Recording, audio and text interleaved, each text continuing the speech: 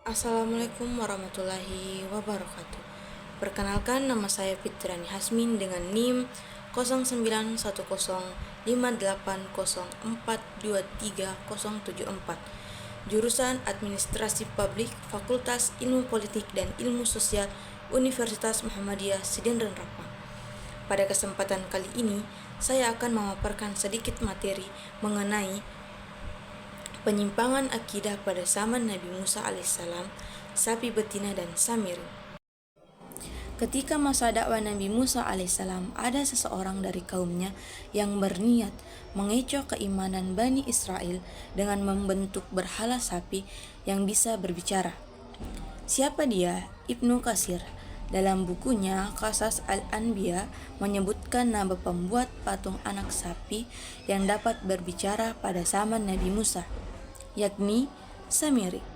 Awalnya, Samiri berbuat sebuah patung berbentuk anak sapi dari perhiasan emas, tetapi sebelumnya ia melihat malaikat Jibril mengirimkan bantuan Allah Subhanahu wa taala kepada Musa untuk menenggelamkan Firaun di Laut Merah. Kala itu, Jibril menunggangi kuda dan terdapat bekas tapak kudanya di tanah.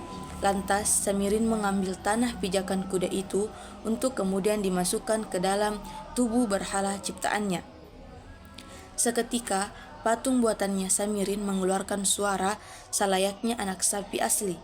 Ada pula yang mengatakan bahwa berhala itu berdaging dan mengeluarkan darah sehingga mirip dengan anak sapi yang sebelumnya.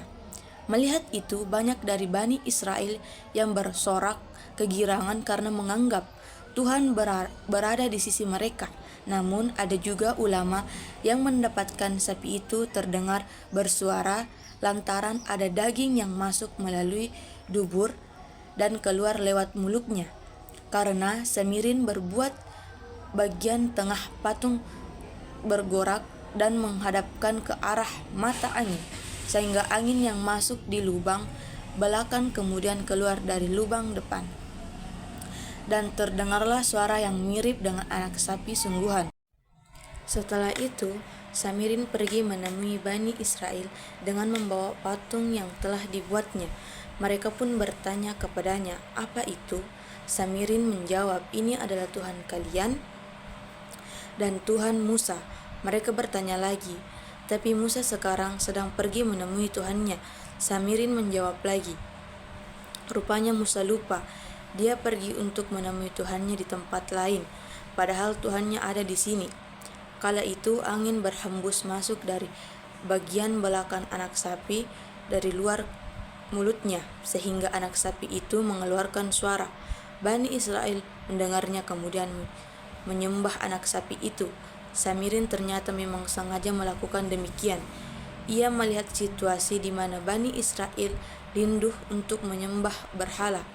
Kemudian ia memanfaatkan dengan membawa patung anak sapi bagi mereka yang berbuat dari emas dan mampu berbicara. Bani Israel pun terpecah menjadi golongan. Sapi itu adalah tipuan dan kalangan mayoritas kembali menyembah berhala. Fitnah Samirin akhirnya menyebar ke seluruh kaum, hingga pada suatu hari Nabi Harun alaihissalam sangat terkejut melihat Bani Israel menyembah patung anak sapi emas. Harun alaihissalam yang kala itu dititipkan tanggung jawab oleh Musa alaihissalam untuk menjaga kaumnya, kemudian mendatangi untuk menasihati mereka. Beliau berkata kepada mereka, "Sesungguhnya yakinlah telah terkena fitnah dengan patung anak sapi. Sungguh ini adalah fitnah. Samirin telah memanfaatkan kebodohan kalian dan menfitnah kalian dengan anak sapinya.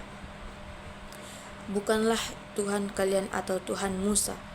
Para menyembah anak sapi itu menolak dan tidak menginginkan perintah Nabi Harun. Tetapi Harun alaihissalam terus menginginkan mereka akan sejumlah mukjizat Allah Subhanahu wa taala yang telah menyelamatkan kemudian dan menjaga.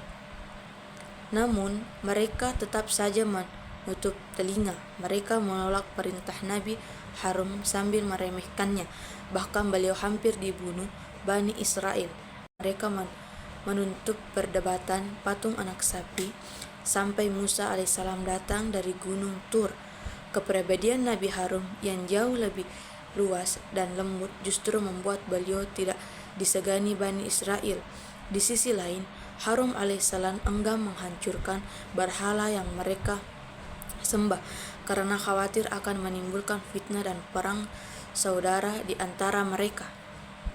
Akhirnya, beliau pun juga memilih menunda permasalahan hingga Musa alaihissalam kembali. Nabi Musa alaihissalam menyaksikan Bani Israel menyembah patung anak sapi. Ketika Musa alaihissalam datang, kaumnya beliau terkejut mendengar teriakan dan kegaduhan Bani Israel yang tengah menari-nari di sekitar berhala anak sapi.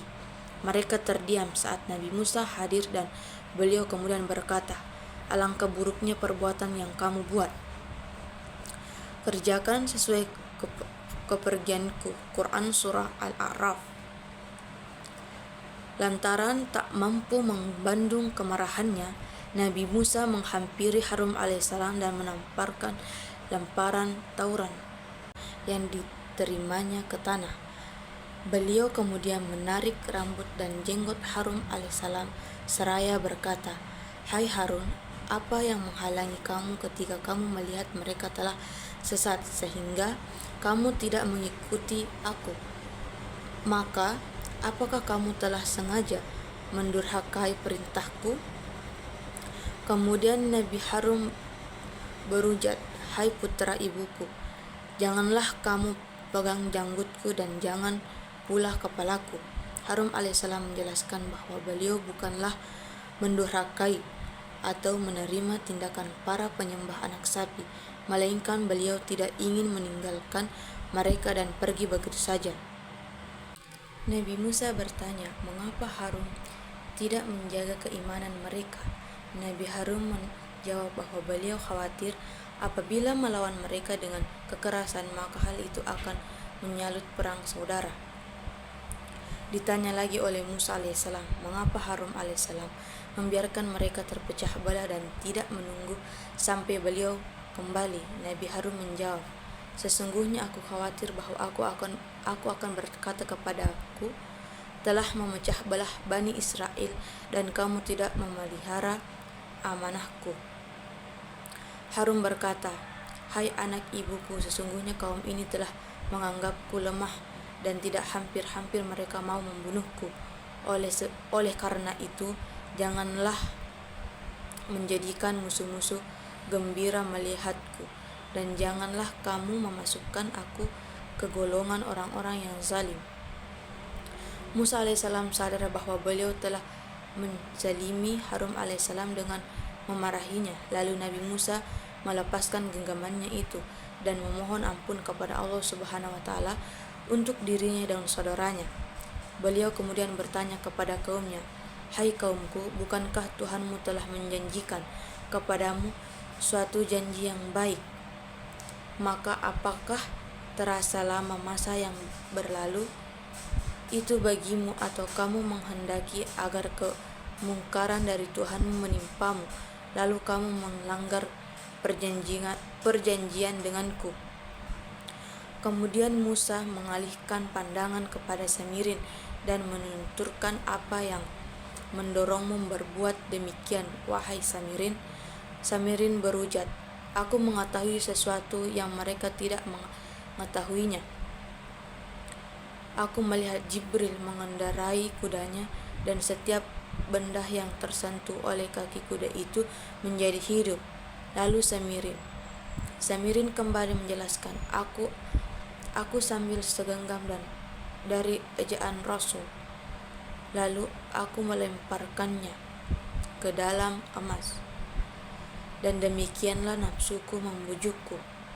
Mendengarkannya, Musa alaihissalam kemudian bersaksi kepada Samirin sesuai yang disebutkannya dalam surah Thaha ayat 97. Pergilah kamu, sesungguhnya di dalam kehidupan dunia engkau hanya dapat mengatakan jangan sentuh aku. Engkau pasti mendapatkan hukuman yang telah dijanjikan di akhirat yang tidak akan dapat engkau hindari. Lihatlah Tuhanmu itu yang tetap engkau sembah. Kami pastikan akan membakarnya, kemudian sungguh kami akan menghamburkannya ke laut. Ahli tafsir menerapkan hukuman yang Nabi Musa berikan kepada Samirin dalam ayat, yakni menempatkan Samirin di wilayah terpencil agar tidak dapat mendatangi Musa alaihissalam beserta kaumnya sebagai saksi di dunia, sementara di akhirat Samirin akan ditamparkan di neraka lantaran perbuatan yang menyesatkan Bani Israel. Baik, itulah tadi hasil presentasi yang sempat saya paparkan. Lebih dan kurangnya mohon dimaafkan. Billahi fi sabilil haq wastabiqul khairat. Assalamualaikum warahmatullahi wabarakatuh.